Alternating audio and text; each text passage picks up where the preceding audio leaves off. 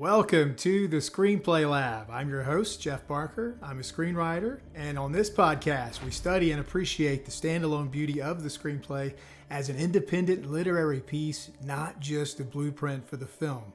We take one screenplay, we break it down, deconstruct it, find out what we love about it, what's unique about it, and most of all, what we can learn from it. And this week, episode 21, we're going doing a teleplay this week. We're breaking down the pilot for Paradise by Dan Fogelman. What are we doing? I received a lot of messages over the months where people were asking me to break down a television series, a pilot, and I just put it off. I wanted to get through at least 20 episodes of doing straight feature screenplays, and here we are, episode 21, so let's do it. Let's look at it, and this is a good one. We start with one of the masters, Dan Fogelman.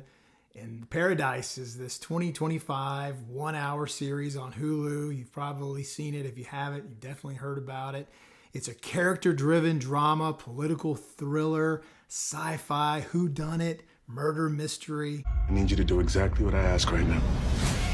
My fellow Americans, you're aware of the situation we now face, and I want to tell you the truth. I don't know what to do. Yeah, you do. And this is timely, too, because the Emmys just announced their nominations last week, and this show received 4 Emmy nominations, which is huge for a first-time television show. Nominated for Most Outstanding Drama Series, Most Outstanding Lead Actor, that's SKB. You know I agree with that. That's my guy. Love some Sterling K. Brown. 2 Outstanding Supporting Actor nominations for James Marsden and Julianne Nicholson. It also received 3 Gotham TV nominations and Television Critics Association nominations. So critically acclaimed TV series and a lot of buzz, a lot of praise. Some people are divided, obviously, but Esquire, for example, said, "Paradise restored my belief in TV with one great twist." And we're going to talk about it. It's one of the benefits of breaking this teleplay down today is to look at how to pull off a twist where your reader, the viewer, doesn't feel cheated. It's an art. It's a very delicate art, and we're going to take a look at it. But first, let's meet the writer, Dan Fogelman, 49 years old, from New Jersey. Wow, he is our 4th screenwriter that we've broken down from New Jersey, so it's a good state to be born in if you want to be a screenwriter. But I say I'm from Texas. Trey Edward Schultz, I got you, yeah. So it doesn't really matter, but isn't that interesting? There's a lot of literary folks up in that part of the country, a lot of great colleges, so it does make sense. Fogelman says that his parents had a huge impact on his writing and his career, says that his late mother shows up a lot in the tone of his writing, especially in This Is Us. He wrote a movie, actually, about a road trip that he and his mother took, and we'll get to that one in a minute. But he went on to college at Penn, where he studied English literature, and that included a year abroad at Oxford, where he sat around and sipped tea and read the classics. He is married to Caitlin Thompson, who played Madison on This Is Us. They've been together for 10 plus years. They have a young son. Moved to Los Angeles at age 20 and began working as a PA on the Howie Mandel Show. And his first writing gig was doing 60-second blurbs for the TV Guide network. Remember that channel? During his time, he was also working on a comedy screenplay about a bar mitzvah, which was never produced, but it did land him representation. And it was his manager who got him a meeting with John Lasseter at the new development Pixar. And John and his team were so impressed with young Dan that they offered him a 2-week contract to work on a top secret script to see what he could come up with. It turned out to be a screenplay about a racing car. And apparently they liked it because that led to a 2-year project of him writing and developing what eventually would become the film Cars. So think about this. Before the age 30, he went from one spec script to writing a movie that made over $500 million at the box office. And I looked this up. Has brought in over $12 billion in merchandise. So Dan Fogelman's off to a good start, we can say.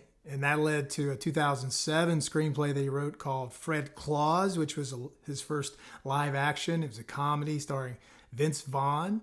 2008, Pixar said, come on back. So he wrote the film Bolt for them. He also voiced one of the characters in that. Then in 2010, Pixar and Disney together, a match made in heaven. And he wrote Tangled for Disney Pixar. 2011, he showed us his first touch of the rom-com with the film Crazy Stupid Love, starring Ryan Gosling, Emma Stone, Steve Carell, and a bunch of other stars. That one made a lot of money and continues to do very well. Even 14 years later, it's a very streamed movie. 2012, he wrote The Guilt Trip. That's the Barbra Streisand, Seth Rogen film. And that's the screenplay that's based off of a real-life road trip that he took with his mom. So he and his late mother obviously had a very hilarious relationship. 2013, he continued with comedy, doing the film Las Vegas with Morgan Freeman, Michael Douglas, and others. Also during that time is when he started his transition over to television. He got his first opportunity to be a creator and a showrunner, and he created the show The Neighbors. It was on ABC, 44 episodes, so 2 seasons. That's part of the Disney universe. And it was set in New Jersey. It was about a family that moves to a neighborhood, and all of their neighbors are aliens. He dabbled in some other shows. He wanted to direct. He got an opportunity to direct an Al Pacino film. And then in 2018 was the first time that he wrote and directed a feature, and that one was Life Itself, an ensemble family drama with a lot of laughter and tears, the sort of appetizer for what was to come. And the main course, This Is Us. 6 seasons, 106 episodes on NBC, a show that truly redefined network television dramas for this emotionally rich, non-linear storytelling with deep, relatable characters, themes of grief and identity and mental health. It was truly the right show at the right time for all of us. For my family, it was very special because that was when my son Curry moved out to LA. One of his first big breaks was working on that show for a couple of seasons, did various things, PA type stuff, and he ended up being a regular extra on the show where he was in every episode for 2 seasons, where it was like a game of Where's Waldo. We would watch every week. Oh, there he is. Oh, there he is. Sometimes it'd be like a gigantic tight shot of him, and sometimes it'd just be a blur, but we'd recognize his hair. So it was really fun. In fact, I can announce this now because it just came out yesterday. His film, Obsession, is premiering at the Toronto International Film Festival this year. Super excited about that as part of their fun Midnight Madness series where they really, everybody's in the theater having a great time. It's the world premiere. Couldn't be more proud, obviously. I'll be there. So if any of you are there, please say hi. Love to meet you. But we're thrilled to death and super proud. So if you were paying attention, you noticed that all of the shows and the films and Fogelman's library, they're all Pixar, ABC. So they're all in this one universe, right? Well, wait a second, though. This Is Us was on NBC. So how is that possible? Well, actually, This Is Us was produced by 20th Century Fox, which Fox is part of the Disney universe, and licensed to NBC to play on their network. This happens a lot in television. NBC was paying 20th Century Fox $2 to $3 million per episode for a one-time airing, and then 20th Century Fox retains the rights to the show for all of streaming and all of that stuff. In fact, that's why it's on Hulu. TV's a wild business. It's the Wild West. There's dollar bills flying all over the place. I think, though, what happened was 20th Century Fox decided we need to put a ring on it. This guy's making us a killing. So in 2019, they signed Dan Fogelman to an overall deal, a 5-year deal for $125 million. That's not bad. So it was time to put him to work. And the first thing they attached him to was to the new show being developed by Steve Martin and John Hoffman, which is Only Murders in the Building. He helped them develop that as an executive producer, very involved with a lot of the themes and the weaving storylines. That's the show on Hulu, that has Selena Gomez, Martin Short, Steve Martin. 7 Emmy wins for that show, 49 Emmy nominations, 16 Golden Globe nominations, very successful. So 20th Century Fox was like, okay, good, what's next? So he starts working on this show, Paradise. He was obviously the creator, the showrunner of this. He's credited as the writer for the pilot, obviously, also another episode. And then his overall deal expired a couple of months ago. So he's currently not under contract, but he is working on season 2 of Paradise, thank goodness. Also creating an NFL drama series for Fox. So that's also in the family. So something tells me it'll all work out. What's the over-under on how many episodes it takes for Dan Fogelman's quarterback to cry? I'm going pilot right off the bat. So how did Paradise come about? It is such an interesting story. The idea came to Dan Fogelman in 2002. He says he was in a business meeting with a very powerful, very wealthy person. Not sure who that was. Some sort of executive. And a nearby crane outside the window comes down. Boom! Smoke, and it's so scary. Whole building's shaking. They're all like under the table. So while all that's going on, he's watching this executive, seeing how scared he is and seeing that he has the exact same reaction that he does and that his wealth and power at that moment meant nothing. So later on, I think he's reflecting on that. It gave him an idea, and he pulls out the old sticky note, the old Post-it note. So I'm not sure what he wrote on that sticky note, but basically it was the idea of what happens when a powerful person and someone who is not powerful, perhaps someone assigned to protect that person, are both put in the same dangerous situation. The power dynamic shifts at that point. Who has the most value now? The person who has the money, which is useless, or the person who has the skill set? It's one of these high concept ideas that instantly makes sense to us.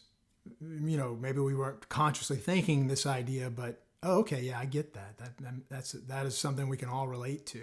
He says that sticky note was sort of calling to him through the years, and in fact, he even got with some sci-fi writers at one point and was trying to develop an idea of how to incorporate it into like space, science fiction, that sort of thing. Never worked out, always fell through. Then during the final season of This Is Us, the COVID season, in fact, my son was part of the COVID team during that season. A lot of isolation and being alone and thinking about the dangers of the world. The idea at that point was really pulling on him. And as This Is Us was winding down, he knew he wanted a tone shift. 106 episodes of crying. It'll just wear a person down, right? So he writes a first draft. He pitches it to Hulu. He gets the green light. He brings in his team of superhero writers to help him, chisel on it. And they dug deep into research. They watched TED Talks. They studied architecture. They read sociology journals, all that stuff. They even brought in the author, Stephen Markley, who wrote the novel The Deluge. They wanted to learn from him some of his tricks of how humans would react in these high-stress environments, life or death. So, in other words, Dan was impressed with the novel. But he says it was a show that he knew he would eventually write. And he was avoiding it for over 15 years because of all of the research that he knew what it would take to actually pull it off. This is one of these shows that can't be surface level. You got to go deep into the underground. Oh, literally. So the team helped him shape the pilot, which is called Wildcat is Down, and that's the one we'll be breaking down today. Production is underway, and the production team goes to work building this massive soundstage to look like the underground bunker, to look like the fake world. It was made inside a World War II hangar in Tustin, California. Just a huge project, a very expensive project. A lot of the other scenes besides that, though, were shot around LA, also on the Warner Brothers backlot. So a true Los Angeles or California production. And we love to see that.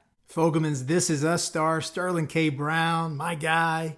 He signed on early, giving the show prestige, credibility, the emotional depth that it would take to pull off a character like this. So once SKB's on board, casting's easy. Everybody wants to be on his team, right? You got James Marsden comes over, Julianne Nicholson, Krys Marshall, who I love from For All Mankind. Man, that's a good show if you haven't seen it. The original working title was Paradise City, and it was later shortened to Paradise. Principal photography began in February 2024. They shot the pilot over 8 weeks. It cost somewhere between $10 and $15 million for the pilot and for all 8 episodes each. Wait, is that why my Hulu subscription went up? But seriously, that is the price tag these days for a show of this nature. It premiered on Hulu this year, January 2025, and the pilot racked up 7 million views in the first week and over 17 million views for the all 8 episodes and growing. So Hulu says this was a huge success. It's hard to quantify those numbers because, we're used to seeing millions and millions of views in social media, but it's different for television shows.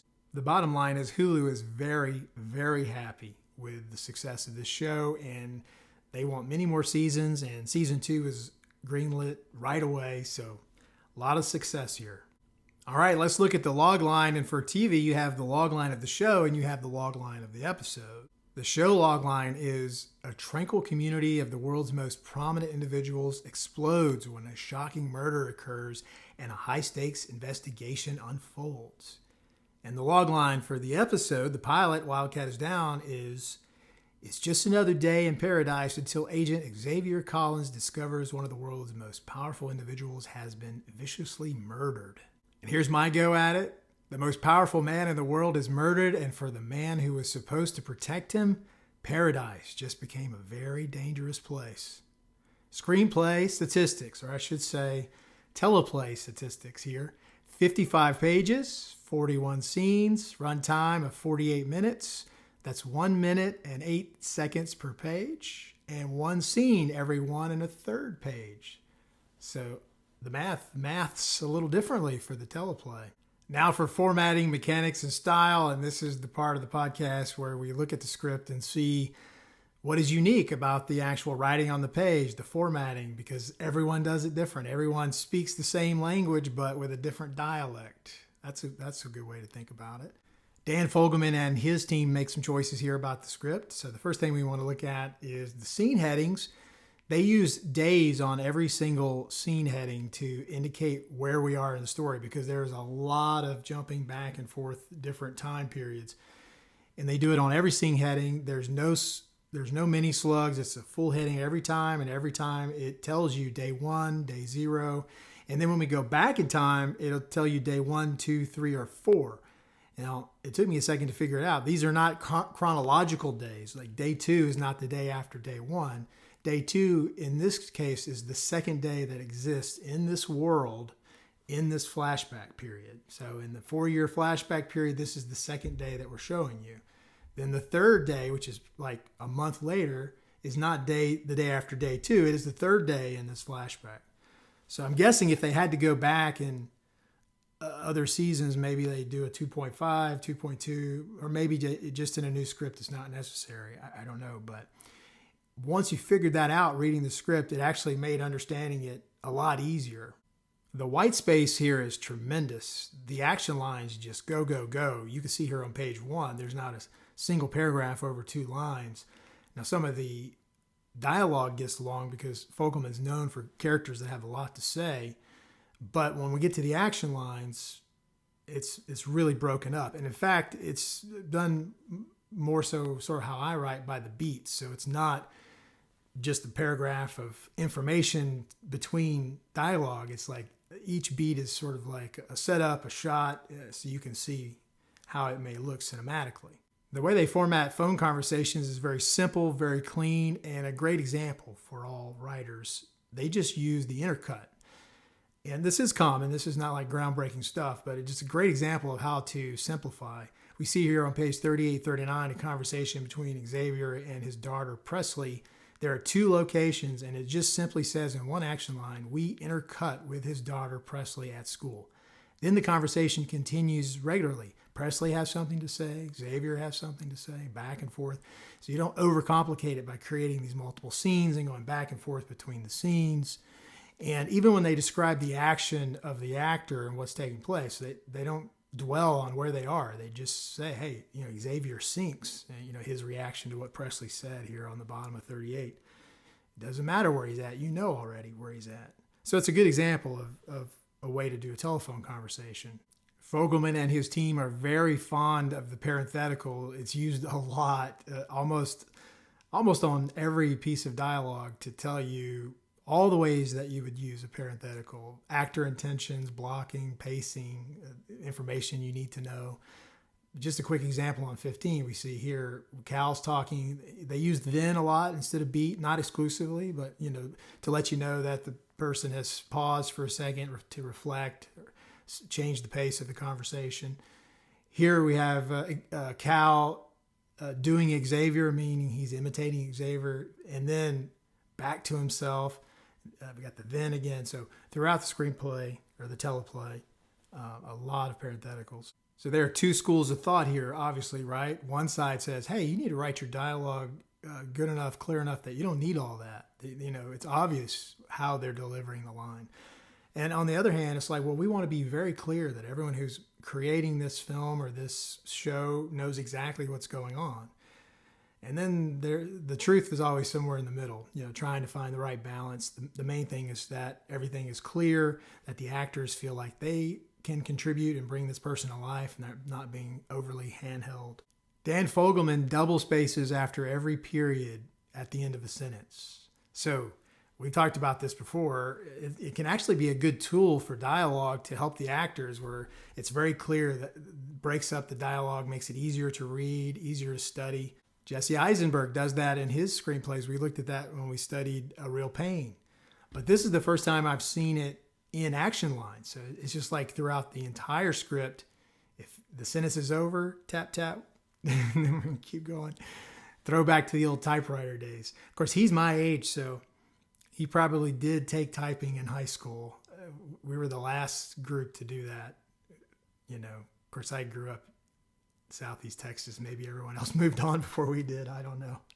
And then in this particular script, they gave us a gift by leaving in some of the administrative stuff. Most of that gets taken out before it goes public. But here we do have the cast list, which they show us, all of the actors that are involved in this episode. The next page shows us the set list, which is all of the places, the interior and exterior, which is really neat. So you get to see how all of the screenplay and teleplay stuff that you write gets broken down by other people, and why the scene headings and such are important, that they're clear, and that you're not changing the name of the location. Whatever you name it the first time, that's what it is. It should stay that way. It makes it a lot easier. And then the third page shows us the day-night breakdown, where each scene, whether it's day or night, when they're going to have to plan and organize and shoot it. I'm going to take a time out here just to say thank you so very much for listening to this podcast, watching this podcast, whether it be wherever you get your audio podcasts or if you're watching on YouTube. Thank you. Also, I want to let you know I try to update on the socials, so if you're not following me there, please find me. Let's be friends. Share me, please, with your screenwriting friends, your filmmaking friends. And you can always find out what's going on with me at my website, jeff-barker.com. All right, thanks a lot. Now back to the podcast. Thank you for watching my dad's podcast. And now to direction on the page, where we look and see how this particular writer does or doesn't put direction on the page. And for Dan Fogelman and his team, they certainly do. The we sees, the family of we sees, 36 times in the screenplay. We get a large mixture of it. We get the we see, we get close, we push, we notice, we hear, we reveal, we go, we head, we meet, we intercut, we watch, we know, we continue. The camera is also mentioned several times in the screenplay, of where it is and where it's going. So it is very technical in that way. Although I wouldn't say it is a mechanical screenplay. It's written cinematically. Like I always say, I just like to provide the information and let you guys argue about that.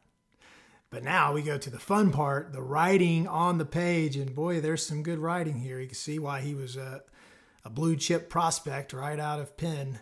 One thing to look at is their use of the flashback. Now, this is a nonlinear show, but they used the heck out of some flashbacks. There are 9 flashbacks in 55 minutes, and they're not quick flashes.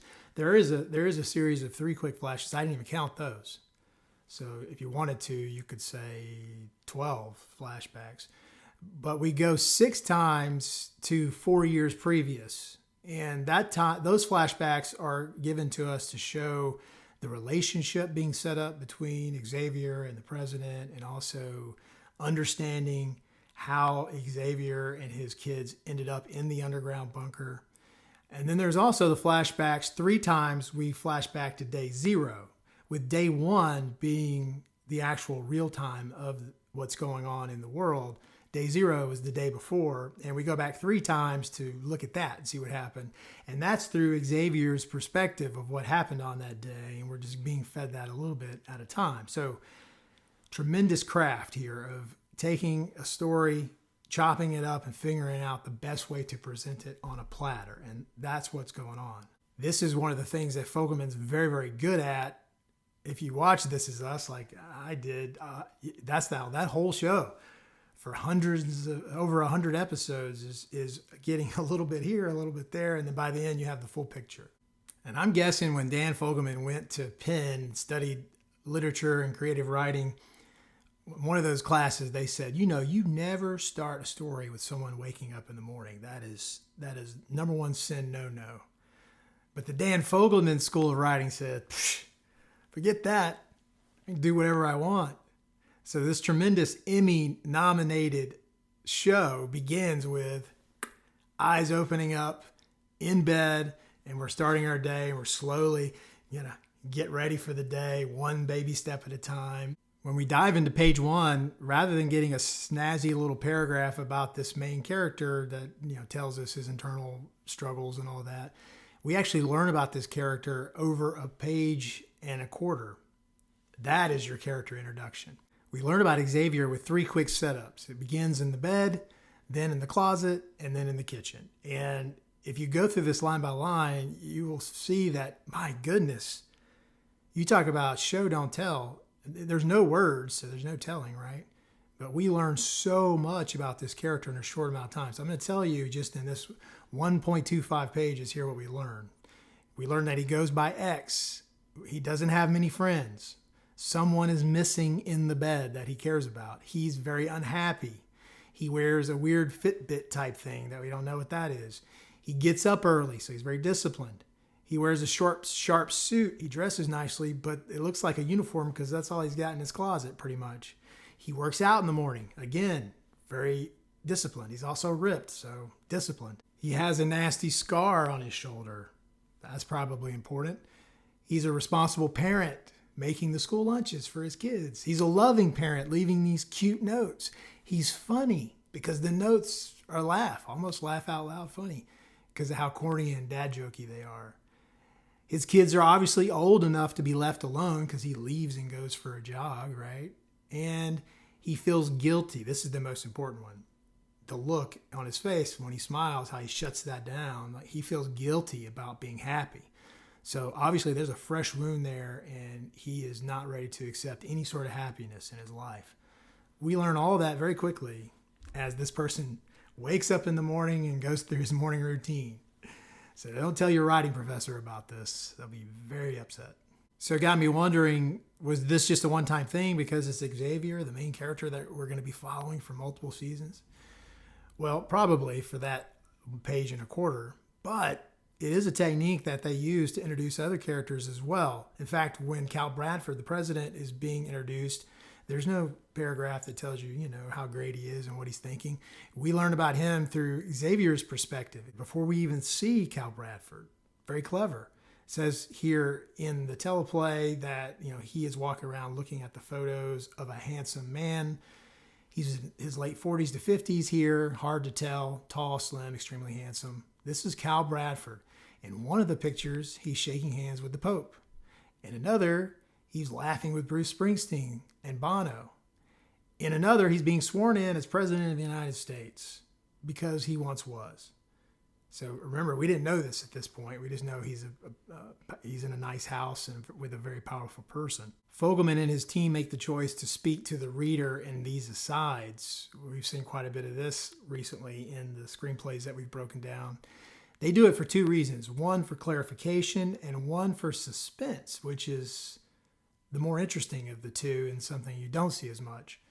For the clarification, though, one of the things about Fogelman and his writing is that he wants to make sure that you know. That he double pumps quite a bit. He tells you and then he tells you again. He doesn't want you to miss anything. This is part of his voice, part of his writing. On 45, when Jane and Billy are in the office, the action line says, as she walks past him, they ever so carefully brush hands with one another. So that obviously, okay, they must have some sort of romantic connection. If you're paying attention in your reading, that should be obvious. But then the double pump here is, he wants to make sure you know. So he gives you an aside. And the aside is, oh, wow, there's something romantic happening between these two. And it's in italics, wants it to stand out on the page. We have been seeing the aside writing quite a bit in the scripts that we've broken down. Greta Gerwig does it quite a bit. Aaron Sorkin, the master of it, who does it a lot, is Ari Aster. I'll give you another example of the clarification on 46. It says, a female agent has entered the room, and by the way, everyone straightens. It's clear she's in charge. This is Robinson, but they haven't named her yet. And then the aside is here. It says, it is clear that this is Cal's earlier video love interest, the one with the hoop earrings. So earlier in the script, through the monitor, they see her, and he's also identified these earrings, and they saw the earrings on her. So pointing this out for clarification to make sure you understand this is the same person. But here's the more interesting aside that I was talking about for suspense. Let's look at a couple examples. On page 52, it says, a woman with groceries opens a car using her wristband as well. In fact, all the cars along the street here are identical, like zip cars. And then it says, as an aside in italics, odd. So I want to make sure when you're reading, you don't miss that you see, okay, that, in fact, if you did miss it and you saw, odd, you would go back and be like, let me read that again. What's odd about that? Oh, that all the cars? Okay. Starting to plant that idea. Another example is on page 3, and this is when Xavier takes us all on a jog through town so that we can check it out. This is another script writing trick, giving us the tour of what's going on. But it said, they show us some things that look a little off, maybe just a tiny bit off here. And then it says that there seems to be a weight on all of them, a heaviness, a sadness. Or maybe it's just the early hour. Maybe we're imagining it. So that's the aside there saying, look, this was a little off, but maybe we're just imagining. It's not like crazy off. It's not like super weird stuff's happening. Like I said before, Fogelman is known for these long monologues where people have a lot to say and explaining themselves. And they speak in a very distinct voice, sort of like Aaron Sorkin, where when you hear it, you're like, oh, okay, yeah, I know who wrote that. I get that. Just a quick example on 1617, you see a lot of writing here where Cal is explaining himself during the interview to Agent Collins. Then on 50-51 into 53, we have a 2-page monologue by Xavier talking to Cal. And it's broken up on the page because they put in some information of some shots they want to show while he's talking, sort of like flashback type stuff to further illustrate the point that he's making. In the end, he's explaining why James the Giant Peach was mentioned in the beginning of the show. Here, we'll pick it up there. Yeah, I'm pretty much an expert on James and the Giant Peach right now. It was written by Roald Dahl, and originally it wasn't going to be about a peach. It was going to be about a cherry. But Dahl changed it because he thought that peaches were squishier. Strange, isn't it? Book could have been called James and the Giant Cherry.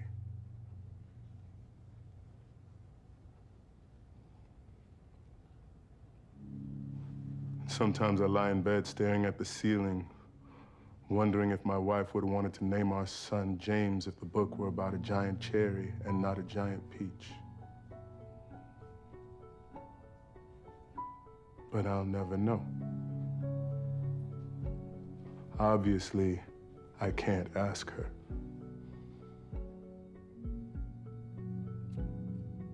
I know. Stop.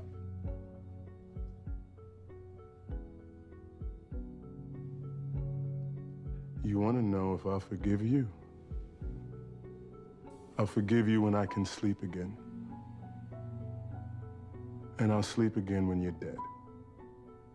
And if there's one thing I want you to take away from Dan Fogelman, it's that. It is the setups and payoffs. He is really, really good at that, and his team as well, of setting something up, paying it off dozens of times in this pilot. Just tiny little things are put in there, and then they're explained later. Set them up, knock them down. Set them up, knock them down. This is what makes your screenwriting complex and interesting in 3D and not just this flat thing that's linear. So obviously James the Giant Peach is, a big one where the kid was reading the book and obviously upset Xavier, but he didn't say anything about it. We find out about it when he's talking to Cal, which we just showed you. But then there's even little things, like on page 2, he's out for his jog and he passes the ducks. He says Xavier passes a lovely little duck pond where a duck drifts aimlessly. Even the ducks seem to know how good he has it. So it's just a throwaway thing you think is put in there because it's part of the scenery. It's trying to show you how beautiful this little town is. Then on page 52, Xavier is out running again, but this time it's not a casual jog. He's on a dead sprint, and we're not really sure why. We find out. But while he's running through town, we see some of the same things, including this duck. It says, strangest of all, that duck, the one floating in the pond. As we get close, we see it's a mechanical duck, and it has stopped moving. And then it goes on to show a maintenance guy like working on it, fixing it. So that's a setup, that's a payoff. So to make your screenwriting more rich, more complex, more satisfying, setup, payoff, setup, payoff. Reading a teleplay like this is helpful. You can go through and highlight and connect all those setup and payoffs, and then it starts to be 3D to you. You can say, oh, I see how this works. So you should give it a try. Meet cutes. They're not just for lovers. In fact, if you have two characters that are going to be meaningful in each other's lives, whether they're adversaries or friends, or one's a protagonist, one's an antagonist, and the protagonist is growing off of that person, whatever the relationship is, when they first meet each other, it needs to be a meet cute. It needs to be interesting. It can't just be like this casual thing. So they're very good at that. Cal is continuously getting more and more drunk. He's oversharing. He's saying things he shouldn't say. He's trying to show off about how honest and bold he is, but it's not coming off very well. Xavier is folding more inward, being very careful, and he's not playing his game. He's not allowing him to challenge him or manipulate him or push his buttons. And it seems like Cal has lost all interest in Xavier because he won't play along with him. So this isn't going to work out. He says, as a throwaway line, and again, this is a setup payoff like we just talked about, but it's also part of the meet cute. When they're first starting the conversation, he says, he's talking about how down home he is, sort of like the George Bush routine, I think, where he's saying, I don't even know where Syria is on a map, and I couldn't even tell you who the 8th vice president is. So he's sort of downplaying his intelligence, which obviously isn't true. He's very intelligent. Then on page 17, 18, at the end of the conversation, it says Xavier stands, shakes his hand. As he walks out, he stops, considers something. Then he says, Southwest Asia. Cal says, I'm sorry? Syria. It's in Southwest Asia on the eastern coast of the Mediterranean Sea. Oh, shit. And the 8th vice president? Martin Van Buren. The president nods. I knew all that, obviously. I was just testing you like the whiskey. Then President Bradford hits a button on his phone and he says, Marcia, let the cabinet know that Syria is not near Canada. We've been getting this wrong the whole time. So it's a funny moment. It's a meet cute for sure. And it definitely works. They're very obvious with their writing. They want to keep everyone very clear. Everyone's a new character in this because it's a pilot. When we meet Sinatra, we're told here that she's a woman of power, but we'll meet her later. So they just sort of introduce her and say, hey, you'll meet her later. But she's not just a throwaway in the scene. It's another page of her arguing with Cal, and you get to see her power and that he, even though he's the president, he listens to her. So it's very obvious who she is. And plus the name Sinatra, anytime you give a character a memorable name like that, when it shows up again, you remember who that person is. On 38, she arrives into the story again, and it says, behind them comes Sinatra. And then they double down with the parentheses and say, the powerful woman he argued with over coffee on his final day. It's definitely worth pointing out that they want to be very obvious with who's who and what's going on. And let's take a look at Dan Fogelman and his writing team's voice. Page 1, Xavier's closet looks like Marie Kondo had a field day, sparse and perfectly ordered. Good cultural callback. Page 3, this is a level of wealth that goes well beyond upper class. This is where Tom Brady and Tiger Woods types live beside Bill Gates and Mark Cuban types. Page 10, exterior, courtyard, continuous, day 1. Holy shit. This is a place built for kings. Wait, no, not for kings. For the people who control the kings. The people with the real access and power.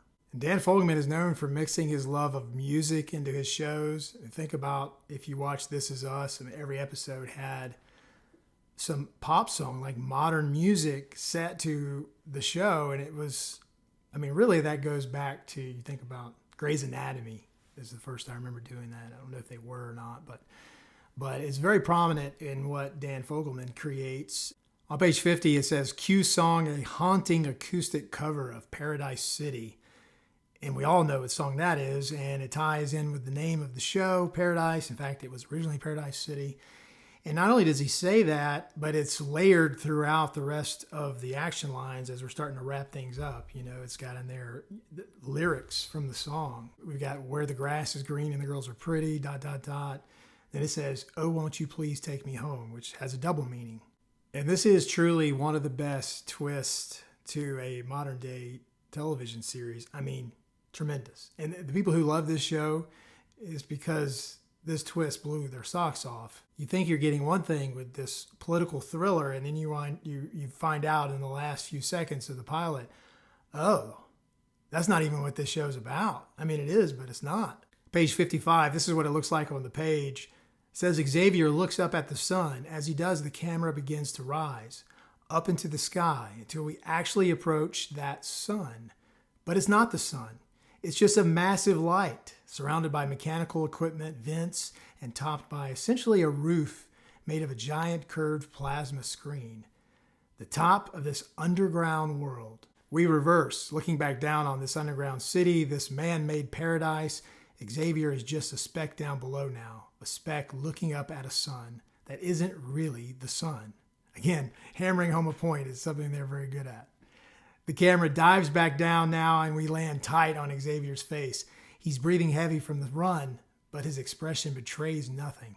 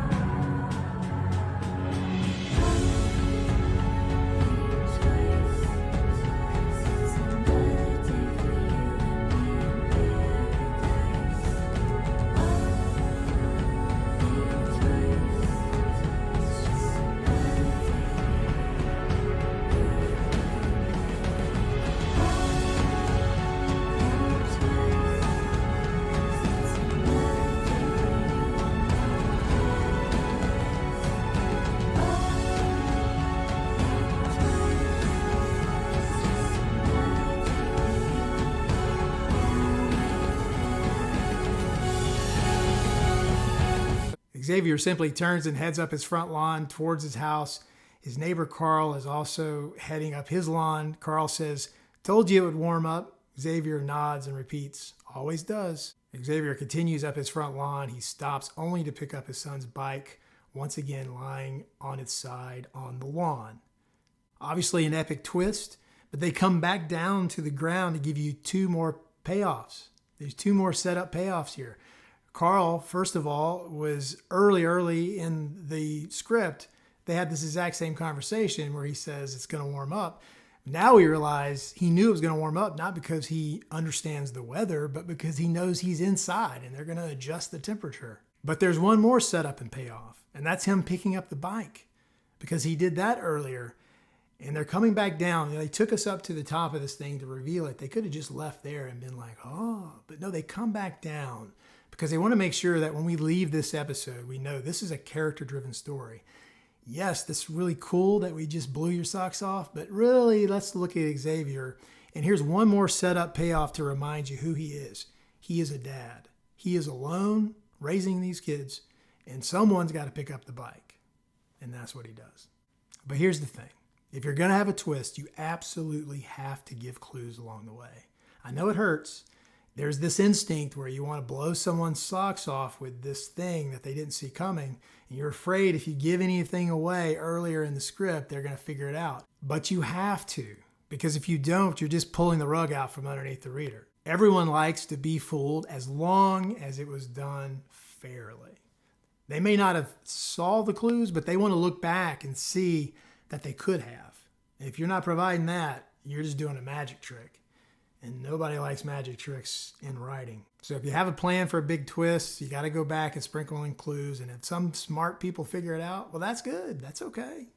That just means it's grounded and it makes sense. And that is Paradise by Dan Fogelman with a little help from his friends. And what makes this script unique is, again, it was a political thriller that ends up being a dystopian sci-fi. It's a true genre flip, which is rare and difficult to pull off for sure. Plus, it's classic Fogelman. You know, you have this structure that's this nonlinear structure. You also have dual mysteries now that have to be solved. These are the two questions going forward for the series. Who killed the president?